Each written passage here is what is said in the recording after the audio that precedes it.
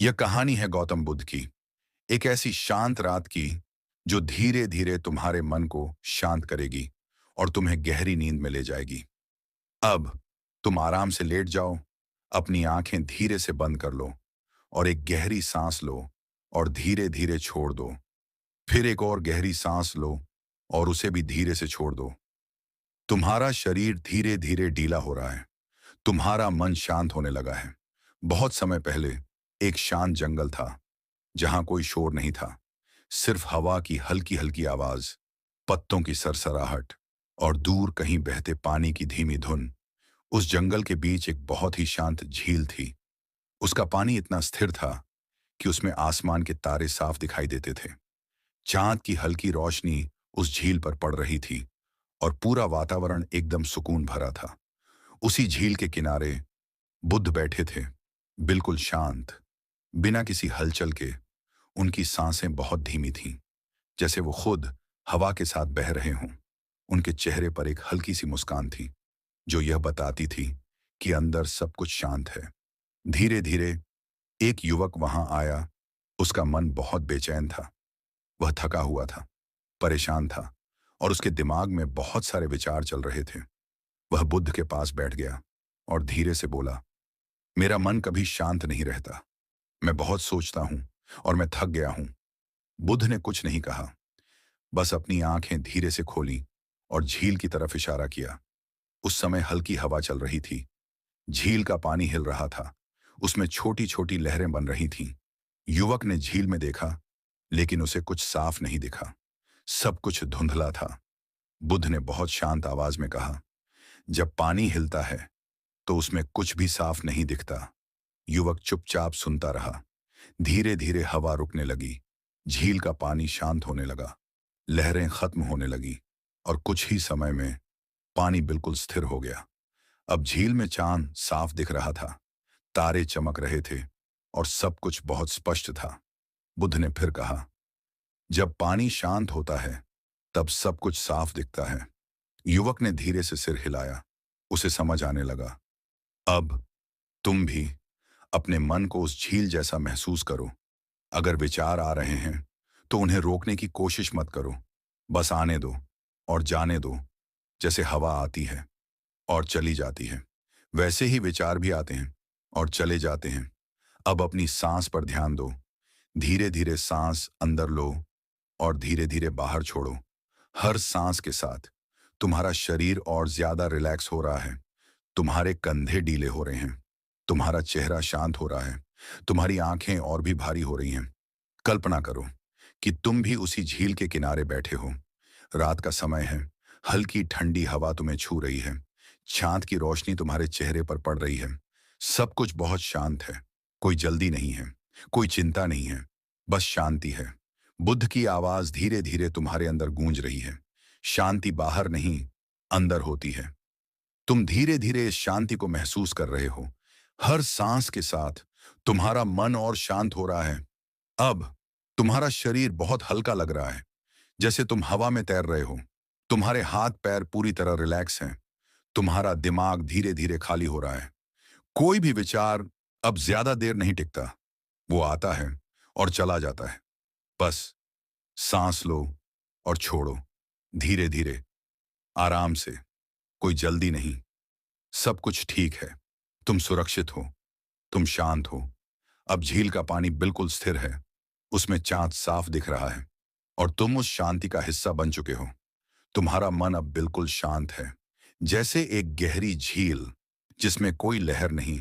धीरे धीरे तुम्हारी सांस और धीमी हो रही है। तुम्हारा शरीर नींद के करीब जा रहा है।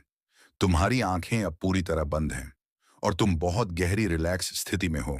अब कुछ भी सोचने की जरूरत नहीं है, बस इस शांति को महसूस करो, इस सुकून को महसूस करो। हर सांस के साथ तुम और गहरी नींद में जा रहे हो।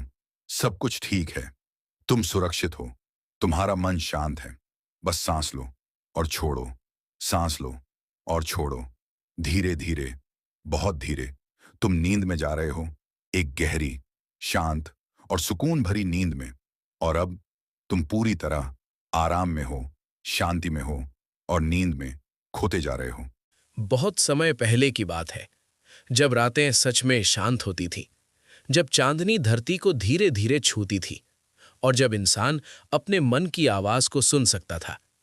गौतम बुद्ध अपने शिष्यों के साथ एक जंगल के किनारे ठहरे हुए थे। वहां पास ही एक छोटा सा गांव था। उस गांव में एक युवक रहता था। उसका नाम था आरव। आरव गरीब नहीं था।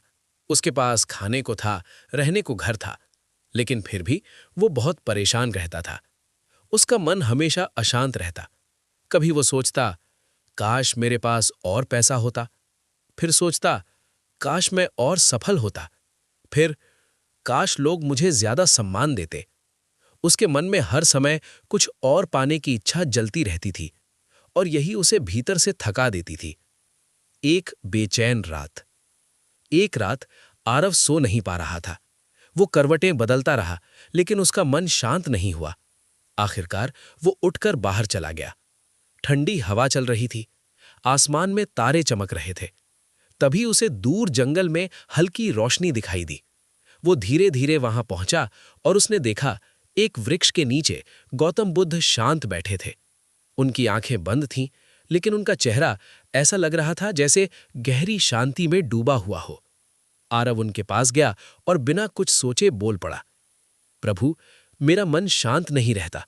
मेरे पास सब कुछ होते हुए भी मैं खुश नहीं हूं। बुद्ध का पहला उत्तर। बुद्ध ने धीरे से आंखें खोली। उन्होंने आरव को देखा और बोले, तुम थके हुए लगते हो।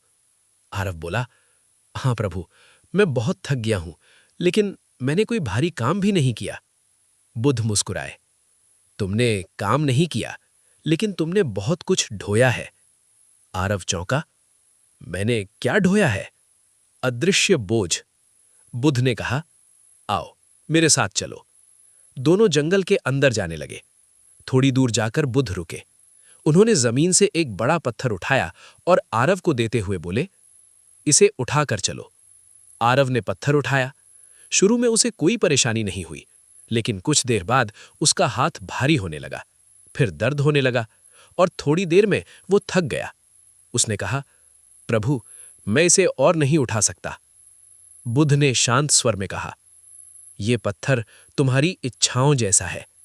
जब तुम एक इच्छा उठाते हो तो वो हल्की लगती है, लेकिन जब तुम कई इच्छाएं एक साथ उठाते हो तो वे तुम्हें थका देती हैं। आरव की आंखें खुलने लगीं। वो बोला, तो क्या मुझे इच्छाएं छोड़ देनी चाहिए? बुद्ध बोले, नहीं, इच्छाएं गलत नहीं है, लेकिन उनसे चिपक जाना, उन्हें ही जीवन बना लेना, यही दुख की जड़ है। दूसरा अनुभव। बुद्ध उसे एक नदी के किनारे ले गए। उन्होंने कहा, इस नदी को देखो, ये बह रही है, रुकती नहीं, किसी चीज को पकड़ती नहीं। अगर ये पानी रुक जाए तो सड़ जाएगा। ठीक वैसे ही अगर तुम अपनी इच्छाओं को पकड़कर रखोगे तो तुम्हारा मन सड़ने लगेगा। गहरी समझ।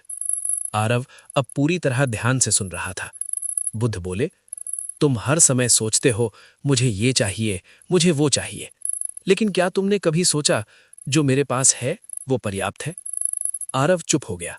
उसने पहली बार अपने जीवन को इस तरह देखा। परिवर्तन की शुरुआत। उस रात के बाद आरव ने धीरे धीरे अपनी सोच बदलनी शुरू की। अब जब भी कोई इच्छा आती, वो खुद से पूछता, क्या ये सच में जरूरी है या सिर्फ मेरे मन की आदत है? धीरे धीरे उसका मन हल्का होने लगा। वो अब छोटी छोटी चीजों में खुशी महसूस करने लगा। सुबह की हवा, पक्षियों की आवाज, एक साधारण भोजन। अंतिम मुलाकात। कुछ महीनों बाद वो फिर से बुद्ध के पास गया। इस बार उसके चेहरे पर शांति थी। वो बोला, प्रभु, अब मैं समझ गया हूं, दुख इच्छाओं से नहीं, उनसे जुड़ाव से होता है। बुद्ध मुस्कुराए और बोले, जब तुम चाहना छोड़ देते हो तभी तुम्हें सब कुछ मिल जाता है।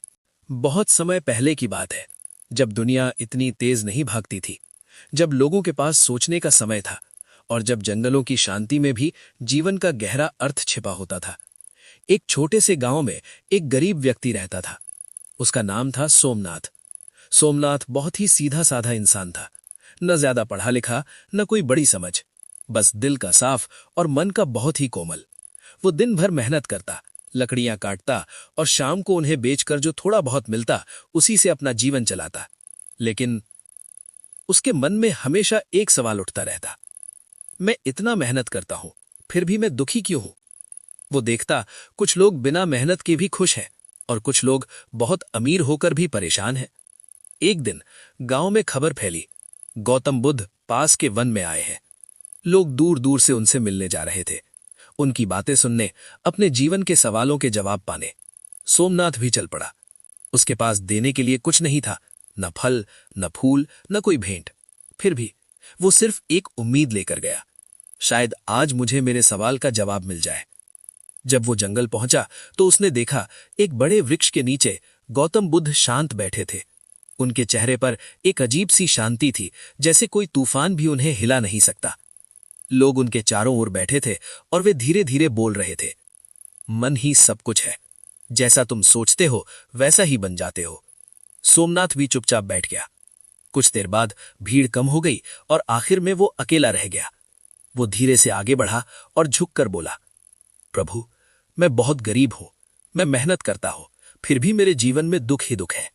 कृपया मुझे बताइए, ऐसा क्यों? बुद्ध ने उसकी ओर देखा। उनकी आंखों में करुणा थी। उन्होंने मुस्कुराकर कहा, तुम सच में दुखी हो या तुम सोचते हो कि तुम दुखी हो? सोमनाथ थोड़ा घबरा गया। प्रभु, दुख तो है, भूख लगती है, पैसे नहीं होते, थकान होती है।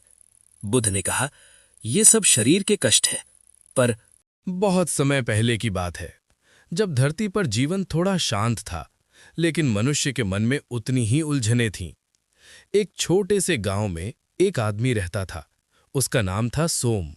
सोम के पास सब कुछ था, घर, परिवार, धन, लेकिन फिर भी उसका मन हमेशा दुखी और बेचैन रहता था।